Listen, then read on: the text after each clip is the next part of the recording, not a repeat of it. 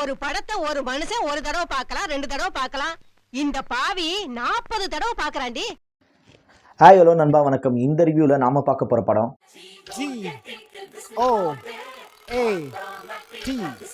ரிவ்யூக்குள்ளே போகிறதுக்கு முன்னாடி ஒரு விஷயத்தை நான் சொல்லிடுறேன். என் ப்ரொஃபைல் பிக்சர் பார்த்தாலே தெரியும் நான் ஒரு தீவிரமான விஜய் ஃபேன். ஸோ இந்த ரிவ்யூ நியாயமாக இருக்காதுன்னு நீங்கள் நினச்சிங்கன்னா தாராளமாக இந்த ரிவ்யூவை ஸ்கிப் பண்ணலாம்.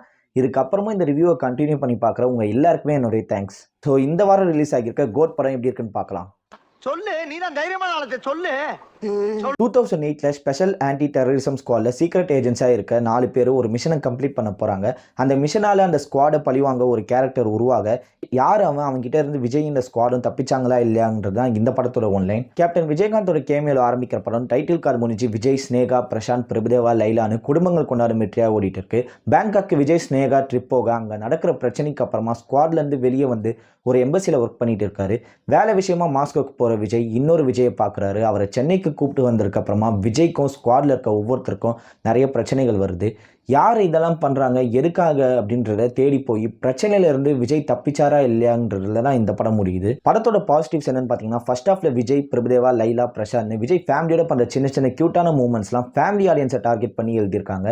அதெல்லாம் அவங்களுக்கு நிறையவே ஒர்க் ஆகுது. பழைய விஜய் பார்த்த ஃபீலை நிறைய இடங்களில் கொடுக்குது. யோகி பாபுவும் பிரேம்ஜியும் விஜய் கிட்ட அடிக்கிற கவுண்டர்ஸ்லாம் எல்லா இடத்துலையுமே ஒர்க் ஆச்சு. பேங்காக்கு போன அப்புறமா அங்கே ஆரம்பிக்கிற சேசிங் சீன்ஸ்லேருந்து இன்ட்ரோல் பிளாக்ல ஒரு ட்விஸ்டோட படம் சரவடியாக வந்து நின்றுச்சு. செகண்ட் ஹாஃப்ல அப்பா விஜய், பையன் விஜய்னு டபுள் ஆக்ஷனில் வேரியேஷன் காட்டி நல்லாவே நடிச்சிருக்காரு. பையன் கேரக்டர் தான் செகண்ட் ஹாஃப்ல எங்கேஜாக கொண்டு போச்சுன்னே சொல்லலாம். ஜீவன் கேரக்டரில் மனுஷன் தன்னால் எவ்வளோ மேக்ஸிமமாக எஃபர்ட்டை போட முடியுமோ அவ்வளோ மேக்ஸிமம் முடிஞ்ச எஃபர்ட்டை போட்டு நடிச்சிருக்காரு. கண்டிப்பாக இந்த கேரக்டர் அவர் பண்ண கேரக்டரில் தனிப்பட்டு தெரியும். டிஏஜிங் லுக்கில் ஜீவன் கேரக்டருக்கு எவ்வளோ நல்லா பண்ண முடியுமோ அவ்வளோ நல்லா பண்ணியிருந்தாங்க. சில க்ளோஸ்அப் ஷாட்ஸ் மட்டும் இது டிஏஜிங் லுக்குன்னு நல்லாவே தெரியுது. படம் முழுக்க எங்கெல்லாம் கொஞ்சம் ஸ்லோ ஆகுதோ விஜய் அவரோட நடிப்புலையும் அவருக்கே இருக்க ஸ்டைல்லையும் ஆடியன்ஸை எங்கேஜாக வச்சுக்கிட்டே இருக்காரு. முழு படத்தையும் அவர் தான் தாங்கியிருக்காருன்னே சொல்லலாம். அப்பா விஜய் யார் இதெல்லாம் பண்ணுறாங்கன்னு தேடி போகிற சீன்ஸும் ஒரு சில ட்விஸ்ட் அண்ட் சர்ப்ரைஸ்லாம் ப்ளேஸ் பண்ணுற இடங்கள்லாம் இந்த படத்தை எங்கேஜாக வச்சுட்டு இருக்கு. படம் first 20 minutes interval block, pre climax portion 40 மினிட்ஸ்னு இதெல்லாம் தான் இந்த படத்துக்கு பாசிட்டிவ்ஸாக இருக்குது. வெங்கட் பிரபு இந்த படத்தை முழுக்க கமர்ஷியல் படமாக எடுக்கணும்னு நினச்சிருக்காரு. ஸோ கமர்ஷியல் படங்களில் என்னெல்லாம் எலிமெண்ட்ஸ் இருக்கும், அதுவும் விஜய் படம்னா பாட்டு, ஃபைட்டு, டான்ஸு, ஃபேமிலியாக பார்க்குற சீன்ஸ்லாம் இதெல்லாம் இருக்கும்னு அதை மட்டுமே ஃபோக்கஸ் பண்ணி இந்த படத்தை எழுதியிருக்காரு. விஜய் ஃபேன்ஸுக்காக வச்சிருக்க கார் நம்பர் சிஎம் 2026 விஜயுடைய ஓல்ட் மூவிஸ் ரெஃபரன்ஸ்னு ஃபேன்ஸை ஃபர்ஸ்ட் ஹாஃப் செகண்ட் ஹாஃப்ஸ்னு எங்கேஜாக வச்சுக்கிட்டே இருக்காங்க. இந்த படத்தில் எவ்வளோ பாசிட்டிவ்ஸ் இருக்கோ அதுக்கு ஈக்குவலாக இந்த படத்தில் நெகட்டிவ்ஸும் இருக்குது. ஃபஸ்ட்டு இந்த படத்துக்கான ஒன்லைன் தான் பழைய காலத்து பழி வாங்குற கதையும் அதுக்காக எழுதப்பட்ட கேரக்டர் பண்ணுற விஷயங்களுமே கமர்ஷியல் படம்னா இருக்க யூஸ்வலான டெம்ப்ளேட் தான். குறிப்பாக சொல்லணும்னா வீட்டில் இருக்கவங்கள கட்டி வச்சு மிரட்டுறது, நான் பட்ட கஷ்டத்தை அவனும் படணும்னு வில்லன் நினைக்கிறது, அங்கங்கே வைக்கிற ட்விஸ்ட்டும் எதிர்பார்க்காததாக இருந்தால் கூட அதெல்லாம் யூஸ்வலாக எல்லா படங்களுமே வர ட்விஸ்ட்டாக தான் ஃபீல் ஆச்சு. படம் என்கார் முடிஞ்சு வர ட்விஸ்ட் மட்டும் அன்எக்ஸ்பெக்டடாகவும் புதுசாகவும் இருந்துச்சு. படத்தோட டியூரேஷன் கொஞ்சம் கம்மி பண்ண நிறைய வாய்ப்பு இருக்குது. ஸ்பாக் சாங்லாம் ஃபோர்ஸ் பண்ணி வச்சிருக்கு, ஈஸியாக கட் பண்ணியிருக்கலாம். நாளை திருப்பி விஜய் டிஏஜிங் லுக்லாம் படத்தில் சரியாக ஒர்க் ஆகலைன்னு சொல்லலாம். ஃபேன்ஸுக்காக என்னமோ ஃபோர்ஸ் பண்ணி வச்ச மாதிரி தான் இருந்துச்சு. அதுவும் அரசியலுக்கு போக போகிற விஜய் எதுக்கு லிப்டாக் சீன் வச்சாங்கன்னு தெரியல. வெங்கட் பிரபு வேறு சேனலில் நிறைய படம் பண்ணுவார். பட் எடுத்துக்கிற ஸ்டோரி சிம்பிளாக இருந்தாலும் அவரோட ஸ்டைலில் பிரில்லியண்ட்டான ஸ்க்ரீன் பிளேவை ஈஸியாக பண்ணிட்டு போயிட்டே இருப்பார்.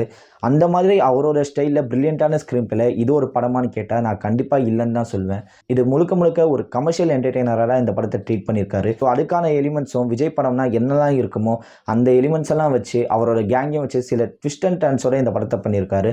கிளைமேக்ஸ் ஸ்டேடியம் ஃபைட்லாம் நம்ப முடியாத மாதிரி எடுத்திருக்காங்க. அதுவும் அங்கே சிஎஸ்கே மேட்சை வச்சு அவங்க பண்ண சில ஃப்ளாஸ் எல்லாம் ஈஸியாக மறைச்சிருக்காங்க. இப்படி படத்தில் எங்கெங்கெல்லாம் ஃப்ளாஸ் நெகட்டிவ்ஸ் வருதோ அதெல்லாம் விஜயோட பழைய படங்களோட ரெஃபரன்ஸை வச்சு மற்ற ஆக்டரோட ரெஃபரன்ஸ்லாம் வச்சு தியேட்டரில் ஆடியன்ஸை கட்ட வச்சு அந்த நெகட்டிவ்லாம் ஈஸியாக மறைச்சிடுறாங்க. இவனுடைய சாங்ஸை விட பிஜிஎம் நல்லா இருக்குது. பட் அதுவுமே நம்ம ட்ரெய்லர்லையும் டீசர்லையும் பார்த்த ஒரு பிஜிஎம்னா அங்கங்கே சீனோட பார்க்கும்போது நல்லா இருக்குது. மேக்ஸிமம் நிறைய பிஜிஎம் ஒர்க் ஆகலை.